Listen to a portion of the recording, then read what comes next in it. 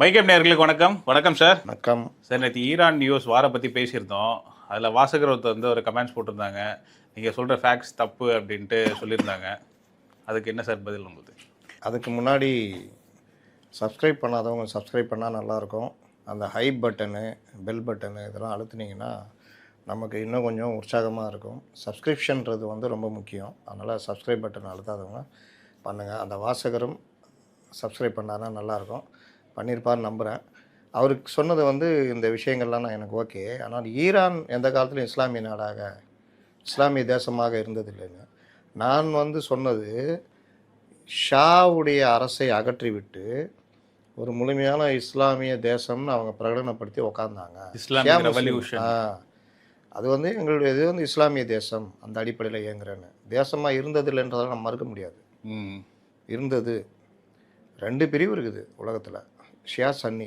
அவங்க ஷியாவுடைய ஒரு கவர்மெண்ட்டாக அவங்க பிரகடனப்படுத்தி அதோடைய தலைவராக அயத்துல்லா கொமேனி இருந்தார். அப்புறம் ஒரு இப்போ கொல்லப்பட்ட கொமேனி அதோடைய கண்டினியூஷனு இருக்குது. அதனால் அவர்கள் அதை பிரகடனப்படுத்தி அது பிரகாரம் தான் போகிறாங்க. அதில் தான் அந்த ஹிஜாப் முதல்லாம் வருது. தீவிர அந்த மத இதை இது பண்ணுறது. ஒவ்வொருத்தருக்கும் ஒவ்வொரு இது வச்சுருப்பாங்க. இப்போ தாலிபான்ஸ் பார்த்தீங்கன்னா ஷரியத் சட்ட பிரகாரம் ஒரு தாலிபான் கவர்மெண்ட்டுன்றாங்க. இல்லைன்னு நம்ம சொல்ல முடியாது. நான் சொல்ல வர்றது, அவர்கள் சொல்லிட்டு இருக்கிறாங்க. அது சரியா தப்பான்றதுக்குள்ளே நான் போக விரும்பலை. அதனால் அது வரலாற்றை தெரிந்து கொண்டு பேசவும்ன்றதெல்லாம் தெரிஞ்சுக்கிட்டு தான் பேசுகிறோம். அது எவ்வளோ தாரம் எங்கெங்கேருந்து வந்தது, பாரசீகம் என்ன என்ன விஷயன்றதெல்லாம் தெரிஞ்சுக்கிட்டு தான் பேசுகிறோம். அவர்கள் தங்களை ஒரு இஸ்லாமிய தேசமாக அறிவிச்சுக்கிட்டு ஆட்சியை நடத்துகிறார்கள். அதான் ஷாக்கு அப்புறம் 79க்கு அப்புறம் இப்போ வரைக்கும் நடந்துக்கிட்டு இருக்குது. அதெல்லாம் பல பிரிவுகள், இந்த ஐஎஸ்ஆர்ஜி, இந்த இராணுவ அமைப்பு, அந்த கட்டமைப்பு, சுப்ரீம் சோவியத்துன்னுவாங்க அவங்க இதில்.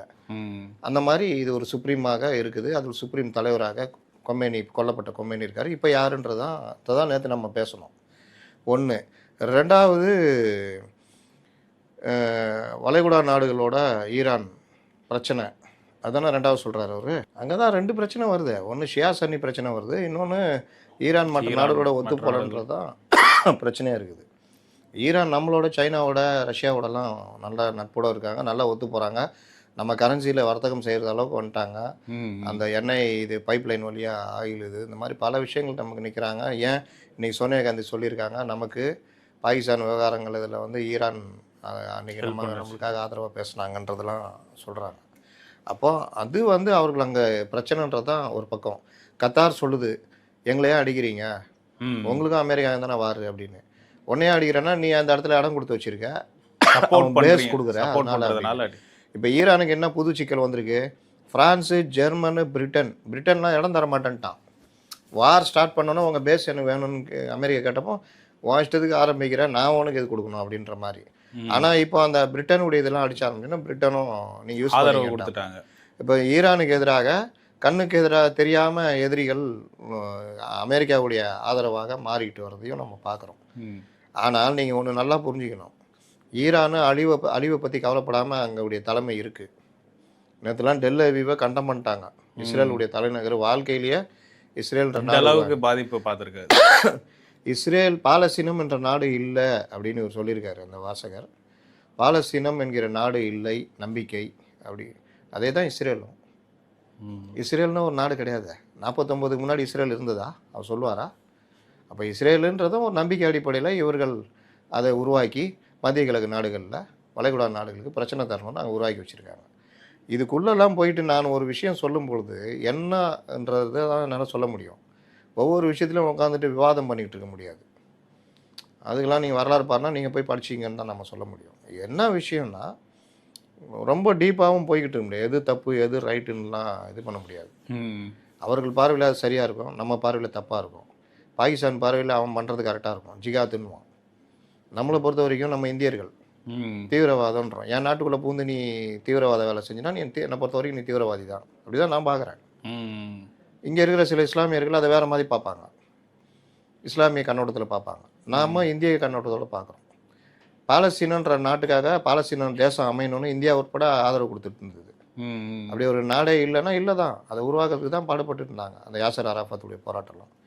அதனால் வந்து வேறு ஏதாவது இருந்தால் பாடம் எடுங்கள். இந்த மாதிரி விஷயத்தெல்லாம் வேண்டாம் அப்படின்றதான் என்னுடைய பதிவு. சரி சார், இப்போ இந்த போரை பொறுத்தவரை எந்த நிலைமையில இருக்கு? அடுத்த கட்ட நகர்வு என்ன? இந்த ஸ்ட்ரெயிட் ஆஃப் ஹார்மோஸ் பகுதியை வந்து மூடுறோம் அப்படின்னு சொல்லிட்டாங்க. ஹார்மோஸ் மூடுவது என்பது மிகப்பெரிய பாதிப்பு மற்ற உலக நாடுகளுக்கு. நீங்கள் அந்த இதில் பார்த்தீங்கன்னா அந்த சவுதி அரேபியா அப்படி வந்து அந்த நிலப்பரப்போட ஜாயின் பண்ணுறதுல சின்னதாக அந்த பாக்ஸ் சந்தி மாதிரி இருக்கும். அந்த மூக்கில் ஒரு கேப் இருக்கும். அந்த இதை ஈரான் மூடுறன்றது வந்து நீங்கள் வர்த்தக கப்பல்லேருந்து வளருது. அதையெல்லாம் தாண்டி கடலுக்கு அடியில் கேபிள் போகுதுல்ல, இந்த இன்டர்நெட், அது வந்து பல லட்சம் ஜிகாபைட். அது இந்த கடலுக்கு அடியில் தான் அந்த கேபிள். இதில் வானத்தில் கிடையாதுல்ல. ஆமாம், கடலுக்கு அடியில் தான் அந்த கேபிள். இப்போ அது எல்லாமே அச்சுறுத்தல். அதில் ஏதாவது பிரச்சனை வந்ததுன்னா உலக நாடுகளுடைய தகவல் தொழில்நுட்பமே கண்டோம். தகவல் தொழில்நுட்பம்னா என்னது? டிரான்சாக்ஷன், மணி டிரான்சாக்ஷன்லேருந்து எல்லாமே நின்றுடும். டோட்டல் எக்கனாமியே கொலாப்ஸ் ஆகும். அது வந்து ஈரானை நீங்கள் கை வைக்கிறதுக்கு முன்னாடி நீங்கள் யார் மேலே கை வைக்கிறீங்க? கிறுக்கனுங்க மேலே கை வச்சா என்ன ஆகும்? நீங்கள் பேச்சுவார்த்தை மூலிமா தான் பல விஷயங்கள் சரி பண்ண முடியும். இவன் ஒரு கிறுக்கன், யார்? ட்ரம்ப்பு. இந்த கிறுக்கன் அடிக்க ஆரம்பிச்சோன்னா 2 கிறுக்கனுங்களும் சேர்ந்துங்கன்னு இப்போ 3 கிறுக்கன் ஆகிட்டாங்க. இவர் நினச்சிட்டாரு நம்மளெல்லாம் நம்ம வான்வெளிக்கெல்லாம் உள்ளெல்லாம் நுழையவே முடியாது, அமாஸ் அப்படி இப்படின்னு நினச்சிக்கிட்டாரு. டெல்லவி இந்த இது இஸ்ரேல் அவன் ஏவுகணைகளின் நாடுன்னு பேர் வாங்கினோம். கட்ட நீங்கள் அந்த விஷுவல்லாம் பாருங்கள். ஆமாம், வேணால் நம்ம இதில் கூட போட முடிஞ்ச பாருங்கள். வந்து மழை பொழிகிற மாதிரி பொழுது டெல்லவி. அப்போ எவ்வளோ ஆயிரக்கணக்கான மக்கள் இறந்துருப்பாங்க. இந்த வீடுகளெல்லாம் இடிச்சு தரமட்டமாயிருக்கும். அப்போ இந்த பாதிப்பை இஸ்ரேலை எதிர்பார்க்கல, அமெரிக்காவும் எதிர்பார்க்கல. மற்ற வளைகுடா நாடுகளுக்கு பெரிய அச்சுறுத்தலாக இப்போ ஈரான் மாறி இருக்கு. அடி எல்லாருக்கும் அடி. அராம்கோலாம் நீங்கள் 2 லட்சம் 3 லட்சம் பேரல் ஒரு நாளைக்கு தயாரிக்கிற இடத்துல நீங்கள் கொண்டு போய் குண்டை போட்டுக்கிறாப்புல. இவன் கத்தாரு அவன் இயற்கை இதை நிறுத்திட்டான். இவங்க கப்பலை அடிச்சேன்றாங்க, ஈரான் கப்பலை.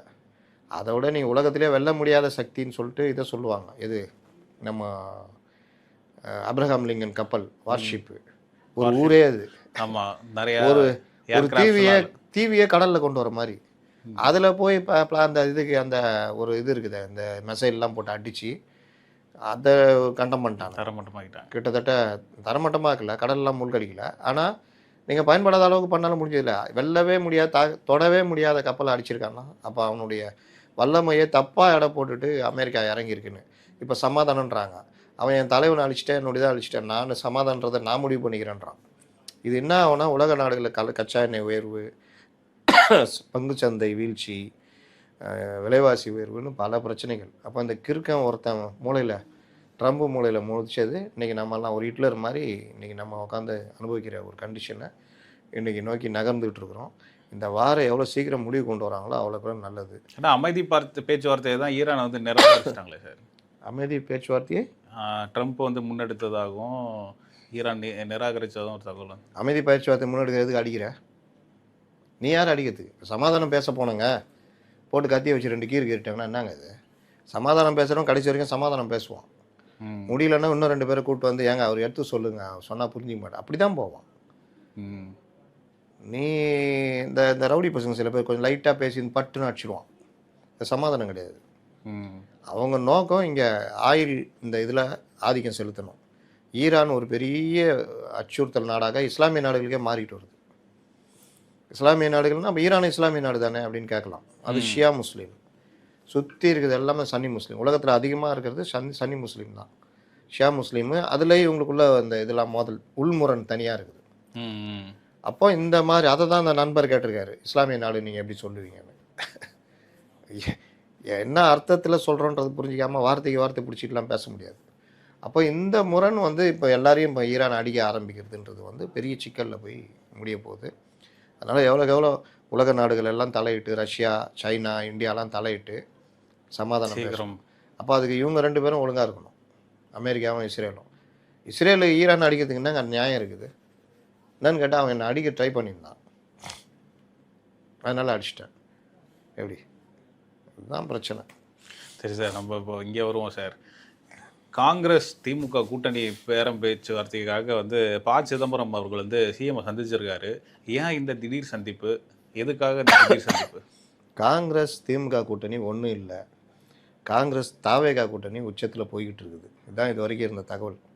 காங்கிரஸ் தாவேகா கூட்டணி கிட்டத்தட்ட உச்சத்தில் தொகுதி உதற்போல கேசி வேணுகோபால், ராகுல், பிரவீன் சக்கரவர்த்தி, டீம் பேசி எல்லாம் திடீர்னு என்ன இவங்களும் அதுக்கு போனால் போட்டுன்ற மாதிரி ஒரு மைண்ட் செட்டு. திடீர்னு அப்புறம் இவங்களுக்கே பிரச்சனை, அமிச்சிட்டா நம்ம கண்டோம் அப்படின்னு.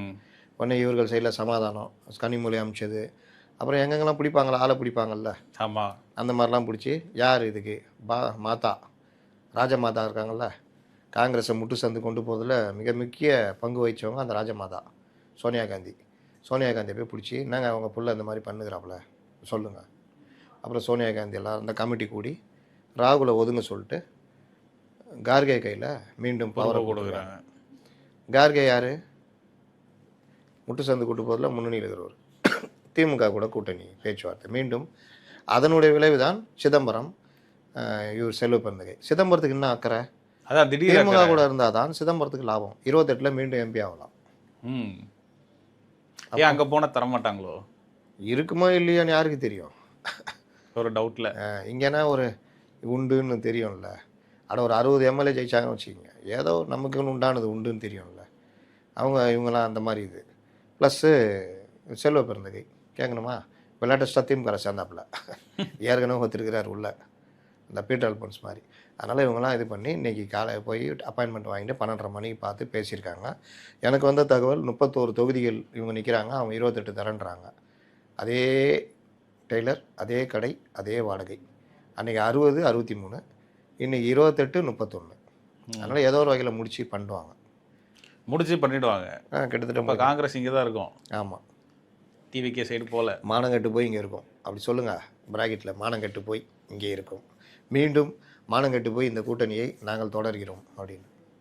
1000 ஆச்சரியங்கள் வந்தாலும், பல்வேறு சதிகள் நடந்தாலும், பலர் எதிர்பார்ப்புகளை மீறி இப்படிலாம் உருட்டுவாங்க. பலருடைய முட்டுக்கட்டைகளை மீறி, முட்டுக்கட்டையை நீங்கள் தானே போட்டுக்கிட்டீங்க, நீங்களே போட்டுக்கிட்டீங்க. ஆனால் பலருடைய இந்த இதுக்கு சொன்னாங்க தெரியுமா, 5000 ரூபா கொடுத்தார, பலருடைய முட்டுக்கட்டைகளை மீறி. யார்? உங்கள் பிடிஆர் தான் முட்டுக்கட்டை போட்டார். 2000 ரூபா 1000 ரூபா கொடுக்கூடாதுனாரு, நீ 2000 ரூபா கொடுக்குறேன்ற. பலருடைய அந்த மாதிரி இன்றைக்கி வசனங்கள்லாம் வரும் அந்த பேச்சுவார்த்தைலாம் முடிஞ்சோன்னு. ஏன்னா காங்கிரஸை நான் திரும்ப திரும்ப ஒரு விஷயம் சொல்லிட்டு இருக்கிறேன், காங்கிரஸை முடிச்சாதான் மற்ற கட்சிகளோட பேச்சுவார்த்தையும் முடியும். காங்கிரஸ் இல்லைன்னா தலைக்கு மேலே ஏறி உட்காந்துக்குவாங்க. காங்கிரஸ் இருக்குன்னா அன்னைக்கு கூட்டம் வந்தாங்களா வேணுங்கப்பால, ஐயா நம்புறதுக்கு இல்லை, முதல்ல முடி அப்புறம் பேசுவோம் அப்படின்ட்டு. அது என்னது, இது முந்திரி இப்படி தள்ளு சாப்பிட்டு பேச்சுவார்த்தை சுமூகமாக இருக்குன்னு வெளியே போய் சொல்லிட்டு போயிடுறேன், காங்கிரஸை முடிச்சு விடு அப்படின்னு வெளியில் வந்து பேச்சுவார்த்தை முந்திரி பகடா, சாரி பேச்சுவார்த்தை நல்லா இருந்துச்சு அப்படின்ட்டு திரும்ப எல்லாம் போயிட்டாங்க. இப்போது காங்கிரஸை முடிச்சிட்டாங்கன்னா இப்போ அவங்க தலைக்கு மேலே உட்காந்துக்குவாங்க. அதுனா அது முந்திரி பகடாவா, அதெல்லாம் நாங்கள் சாப்பிட்டுக்கிறோம், நீ கதையை முடி, 5 சீட்டு ஒரு கை மட்டும் போதும் அப்படின்னு. நாங்கள் உதயசூரியனை காமி, உதயசூரியனுங்க 5 தொகுதி தான் அப்படின்னு. ஏதோ ஒன்று இப்போ கூட்டணி கட்சிகளுக்கு, தோழமை கட்சிகள், கூட்டணின்னு சொல்லக்கூடாது, தோழமை கட்சிகளுக்கு பிரச்சனை. நாங்கள் நெறி பிரச்சனை பற்றிலாம் பாயிண்ட் ஓட்டன்னு உட்காந்துக்கிறாங்க. ஆமாம், நாங்கள் நெறி சம்பவம் அது நல்லது. அப்புறம் மேஜர் கட்சி ஒன்று பேச்சுவார்த்தை நடத்திருந்துச்சு, டிவிக்கு வந்து பேச்சுவார்த்தை நடத்திட்டு இருந்தது. நேற்று கூட ஆதவ அர்ஜுனா கூட வந்து பேச்சுவார்த்தை போயிட்டு இருந்தேன்னு தகவல் வந்துச்சு. இல்லை அவர் சந்தித்து பேசினதா? அவர் ராகுல் ஹைதராபாத் வந்தாருன்றாங்க, மாணிக் தாகூர் போனான்னு, ஆதவ் அங்கே போனான். ஆதவ் என்ன டபுள் ஆக்ஷனா? இங்கே ஒருத்தர் இருந்தார், அவர் யார்? போயஸ் கடனில் அவர் வீட்டில் உட்காந்துருந்தார், அவர் யார்? என்ன ஏது செக் பண்ணுறதில்ல, ஏர்போர்ட்டில் செக் பண்ணால் கூட தெரியும்ல. அவர் என்ன தனியாக போயிட்டு தாம்பரம் ஏர்ஃபோர்ஸ் அந்த கிரவுண்டில் காரை பார்க் பண்ணிட்டு அங்கேருந்து தனி ஃப்ளைட்டை நம்ம விஜய் எடுத்துகிட்டு போன மாதிரி எடுத்துக்கின்னு ஹைதராபாத்துக்கு போனார் தெரியாமல் இருக்கிறதுக்கு. ஃப்ளைட் புக் பண்ண கேட்டால் சொல்ல போகிறாங்க, ஆதவ் இத்தனை மணிக்கு போனார் ஹைதராபாத்துன்னு. அவர் இங்கே இருக்கார், யாராவது கொளுத்தி போட்டதை வச்சு உருட்டிக்கிட்டு இருக்கிறது. இன்னொன்று அவர் ராகுல் பேசுறது இந்த பேச்சுவார்த்தைலாம் விஜய் கூட தான் டைரக்டு. அப்புறம் எங்கள் ஆதவ் என்ன பிரச்சனைனா, இந்த இது முடியுதுன்னா இப்போ ராகுல்னா சொல்லுவார், ப்ரோ அடுத்த ஜென்மத்தில் சந்திப்போம் ப்ரோ, எங்கள் ஆத்தா ஒத்துக்கலை ப்ரோ, என்ன பண்ணுறது சனினுங்க, ஒன்று நான் கவுக்குறேன் இல்லை அவங்க கவுக்குறாங்க, ஏதோ ஒன்று நடக்குது, விடு ப்ரோ பார்த்துக்கலாம் ப்ரோ அப்படின்ட்டு அவர் சொல்லியிருப்பார். எனக்கு பிராப்தம் இல்லை, நெக்ஸ்ட் ஜென்மத்தில் ஜாயின் பண்ணிக்கலான்னு முடிவு பண்ணிட்டேன் அப்படின்னு அப்பெல்லாம் ஒரு படத்தில் ஒரு பையன் அந்த மாதிரி நெக்ஸ்ட்டு அப்படின்ட்டு. அப்போது தாவேகா என்ன நிலைமை? ஆமாம், அடுத்த கேள்வி அதுதான். காண்டாயிருக்கும்ல, பேட்டா குடும்பத்தில் குண்டு நீங்க வைக்கிற. வேற இந்த எத்தனை தொகுதியில் காங்கிரஸ் வேட்பாளர்கள் இது பண்றாங்கன்ட்டு பூஜை அறையெல்லாம் வச்சு இது பண்றதா சொன்னீங்க. அப்படியா? நீங்க தான் சொன்னீங்க. தெரில, எனக்கு சொன்னாங்க, நான் சொன்னேன். பஞ்ச் எடுத்துகிட்டு போனாருன்னு. இப்போ அதெல்லாம் என்ன சர்வே? எல்லாம் கொண்டு போய் கொளுத்திருப்பாப்புல, பெருசாக யாகம் வளர்த்து போடுவில்ல. நெக்ஸ்ட் ஜென்மத்தில் ஜாயின் பண்ணிக்கலான்னு இது பண்ணான். இப்போ என்னென்னா, பேட்டா என்னை வாழவே விட மாட்டேங்கிற, வீட்டில் குண்டு வைக்கிற, அரசியல்லையாவது கொஞ்சம் செட்டில் ஆகலன்னா அங்கேயும் குண்டு வைக்கிற, இதா உனக்கு பெரிய குண்டாக வைக்கிறேன்னு விஜய் ஒரு வேளை முடிவெடுத்து, சித்தப்பா இதோ வரேன் டெல்லிக்கு அப்படின்னா, சித்தப்பா அந்த மாதிரி பார்த்து பண்ணுங்க சித்தப்பா, 40-45 சீட்டு கொடுங்க சித்தப்பா, பார்த்துக்கலாம். நடக்குப்பா, நடக்குதுன்னு சொல்கிறாங்க, தெரியலன்னு சொல்கிறாங்களா? விஜய் புத்திசாலித்தனமாக முடிவெடுத்தால் என்டிஏ கூட்டணியில் மீண்டும் பேச்சுவார்த்தை தொடரும். ஆமாம், இவங்கள அடிக்கணும்னு அதானே வழி. பேட்டா என்ன அடிக்கிற, ஒன்று அடிக்கிறேன் பார். அதுக்கு இந்த ஸ்லீப்பர் செல்லுங்க தடையாக இல்லாமல் இருக்கணும். திமுக ரொம்ப ப்ரில்லியண்ட்டாக ஸ்லீப்பர் செல்லுங்களை வச்சுட்டு அப்பப்போ டேப் எடுத்துருவாடா அப்படின்னா 44%. 2 மணிக்கு பதவி இருக்கிறீங்க, காலையில் 10 மணிக்கே நீங்கள் தான் முன்னிலைன்னு வந்துடும். 2 மணிக்கு நீங்கள் கவர்னரை பார்த்து கொடுக்குறீங்க, பதவி ஏற்றுறீங்க அப்படின்னோடனே என்ன ஆகும், நம்மால் ஐசி அப்படின்னு உட்காந்துக்கும். இது இல்லாமல் இல்லை, இதான் யதார்த்தம், பேட்டா இருறா என்டிஏ கூட ஜாயின் பண்ணுறேன், ஒன்று காங்கிரஸ் அங்கேயா போனேன், உனக்கு நான் யாருன்னு காமிக்கிறேன்னு ஸ்மாஷ் பண்ணாலும் பண்ணலாம்.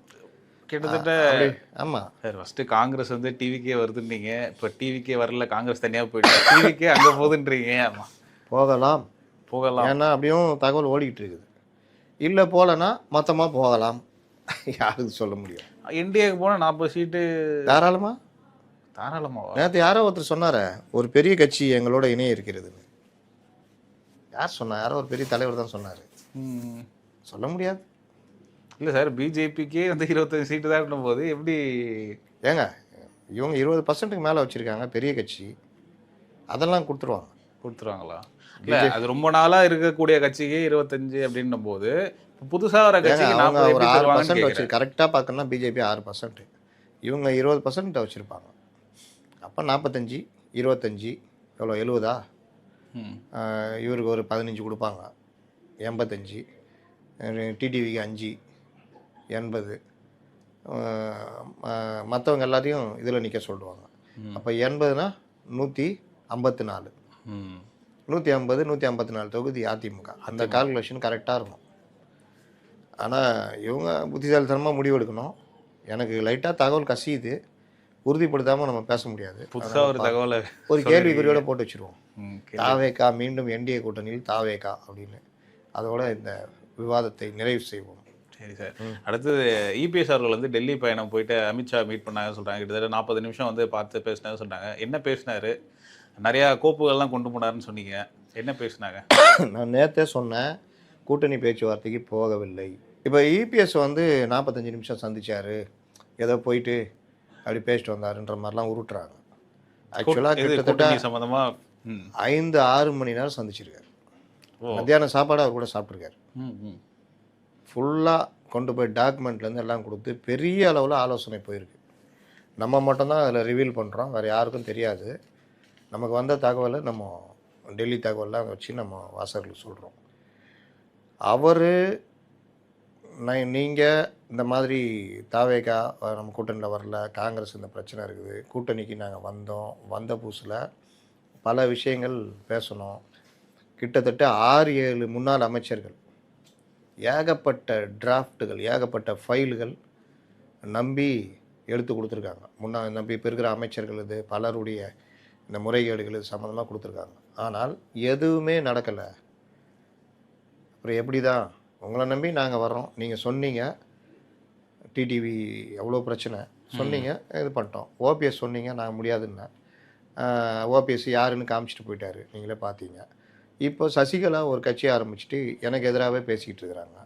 இது வரைக்கும் அதிமுக ஜெயிக்கணுன்றதான் என் குறிக்கோள்னு பேசியிருந்த சசிகலா இப்போ இந்த மாதிரி ஆரம்பித்து பேசுகிறாங்கன்னா, அப்போது அவங்கள யார் ஆப்ரேட் பண்ணுறா? இதெல்லாம் நீங்கள் எதுவுமே பண்ணாமல் விட்டிங்கன்னா என்ன கணக்குன்றப்போ அவர் நாங்கள் வந்து ஃபுல்லாக இந்த விஷயங்களை பரிசீலிக்கிறோம்.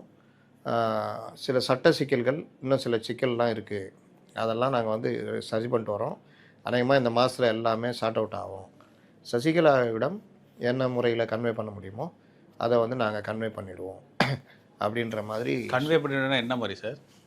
ஏங்க அப்படி சொல்கிறோன்னா அதை புரிஞ்சுட்டு போங்க. நீங்கள் ரொம்ப உள்ளே காட்டிங்கன்னா நம்ம எப்படி சொல்ல முடியும்? கன்வே பண்ணிட்டு ஒன்று அமைதியாக இருங்க, இல்லை வாய்ஸ் கொடுங்க. அந்த மாதிரி கொண்டு போகிறதுக்கான வாய்ப்பு இருக்குன்னு சொல்கிறாங்க. இன்னொன்று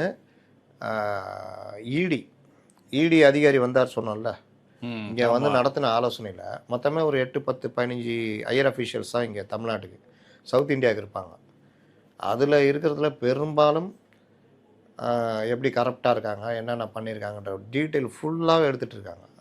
அதில் ஐபி ப்ளஸ்ஸு ஹோமுடைய இது, இங்கே இருக்கிற ரிப்போர்ட்டு, நம்ம ஆளுநரே அனுப்புவார், அந்த மாதிரி ரிப்போர்ட்டு, இது எல்லாமே வச்சு ஃபுல் டீட்டெயில் எடுத்திருக்காங்க. இது இல்லாமல் முன்னாள் இடி அதிகாரிகள் பெரிய பட்டியலை உள்ளே இறக்கியிருக்காங்க. அவர்களுடைய ஆலோசனையும் வேணும் அப்படின்ற மாதிரி இறக்கியிருக்காங்க. ப்ளஸ்ஸு இப்போ இருக்கிற இது அதிகாரிகளில் எந்தெந்த அளவுக்கு கரப்ட் ஆகிட்டாங்கன்ற டீட்டெயில் எடுத்துகிட்டு கிட்டத்தட்ட பெரிய ட்ரான்ஸ்ஃபர் அளவுக்கு வரப்போகுதுன்றாங்க. அப்படின்னா என்னென்னா, ஈரான்லேருந்து குண்டுமலை டெல்லி நோக்கி எப்படி போச்சோ அந்த மாதிரி வரும் மாதங்களில் எல்லா இதுவும் இறங்கும் உள்ள.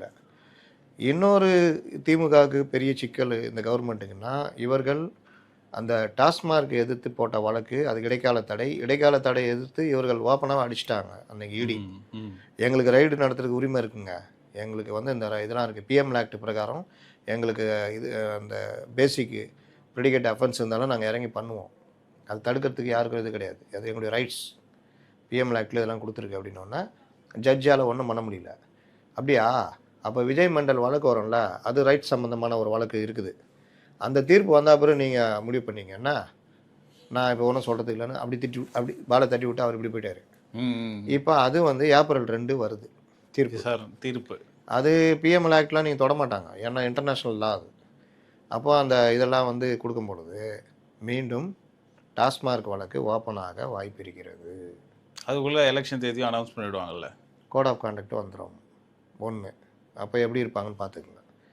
ப்ளஸ்ஸு இந்த கொடுத்த ஃபைல்கள் இருக்குல்ல, செல்லூர் ராஜு, உதயகுமார், திண்டுக்கல் சீனிவாசன், நத்தம் விஸ்வநாதன், பலரும் கொடுத்த ஃபைல்கள், கரூர் விஜயபாஸ்கர், இந்த மாதிரி எல்லாமே என்னன்றதை ஆய்வுக்கு உள்ள டீட்டெயில்ஸ் எல்லாம் எடுத்து கேரி ஆன் பண்ணுற வேலை பண்ணுறோம்.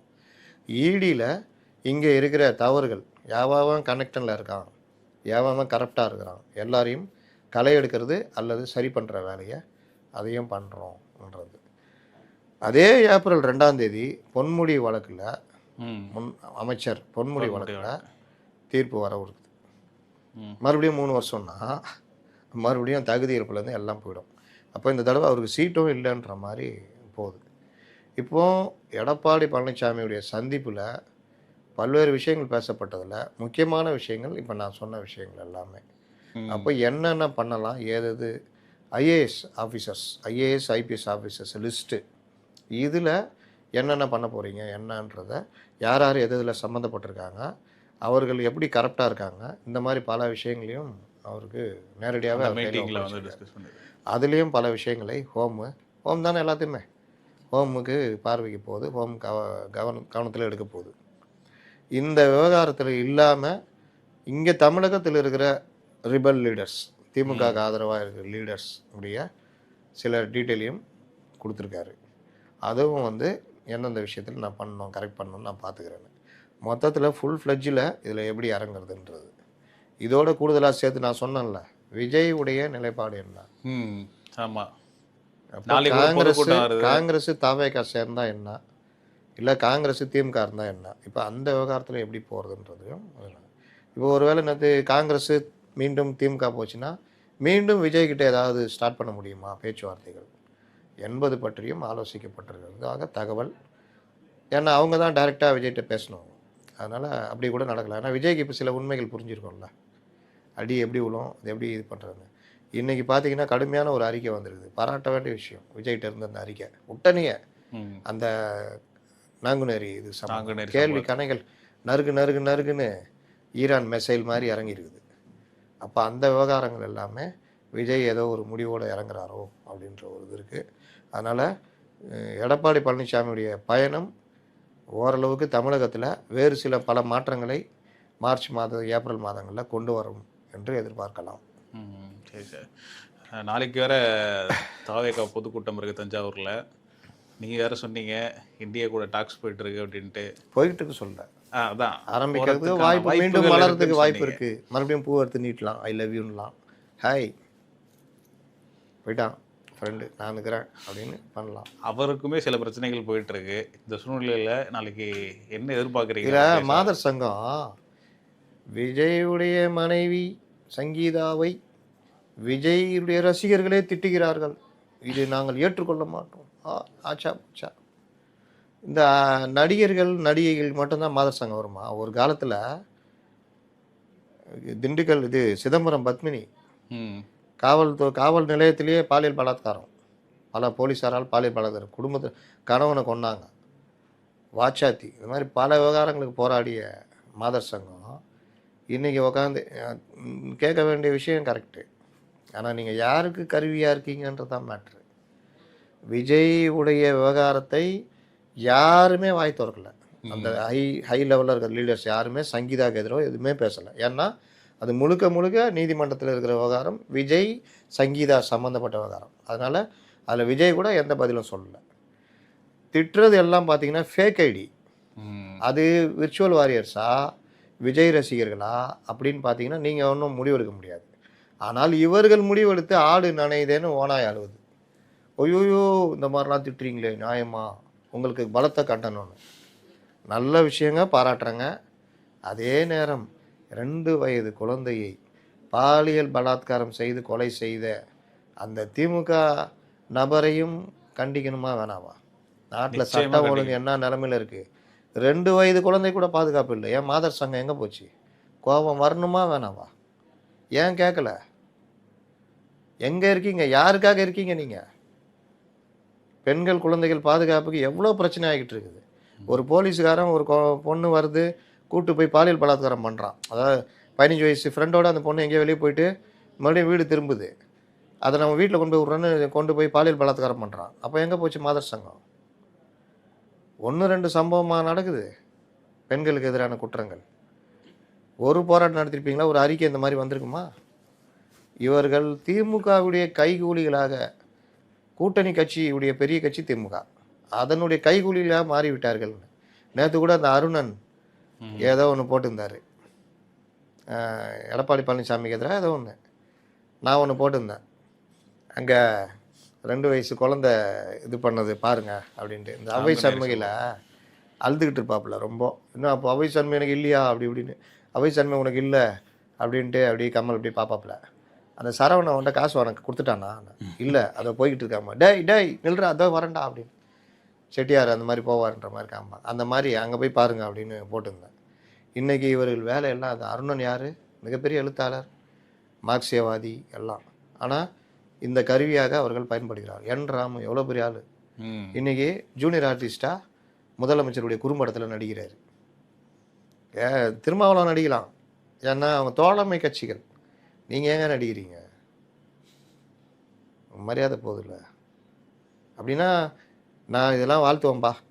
ஆட்சியுடைய அவலங்களையும் நான் கேட்பேன், என்ன நீங்கள் கேட்கக்கூடாது அப்படின்னா என்றாம கையெடுத்து கும்பிடலாம். நீங்கள் தொல்காப்பியர் பூங்காவில் நடைப்பயிற்சிக்கு அனுமதியே இல்லைன்னு வெளியில் வருது, பெரிய பத்திரிக்கையே போடுது. இவர் உட்காந்து ஃபுல் ரப்பிஷ்னு போடுறாரு. இவர் போய் பார்த்தாரா? இவரால் புதுசாக ஒரு 20 ரூபா கட்டி ஒரு டேட் வாங்க முடியுமா? அது ஆக்கிரமிப்பு தானே. இந்த நிலைமைக்கு தான் இவங்க ஆளாயிட்டாங்க. அதனால் இப்படி தான் போகும். அந்த விஷயத்தில் நாளைக்கு விஜய்லாம் பதிலாம் சொல்ல மாட்டார். அவர் வழக்கமாக பேசுகிற மாதிரி பவள விழா பாப்பா, பவள விழா பாப்பா எப்படி வேலை காமிச்சது பார்த்தீங்களா? பாப்பாவாக நினைக்காதீங்கன்னு திரும்ப திரும்ப சொல்கிறேன். அது பவள விழா பாப்பா கிடையாது, அது பயங்கரமானது. நீ போய் தொட்டனா அது கடிச்சு வைக்கணும். எப்படி கடிச்சு வைக்கின்றதை விஜய் அனுபவிச்சிருப்பார். மீண்டும் ஒரு நேர்காணலில் சந்திப்போம். நன்றி சார்.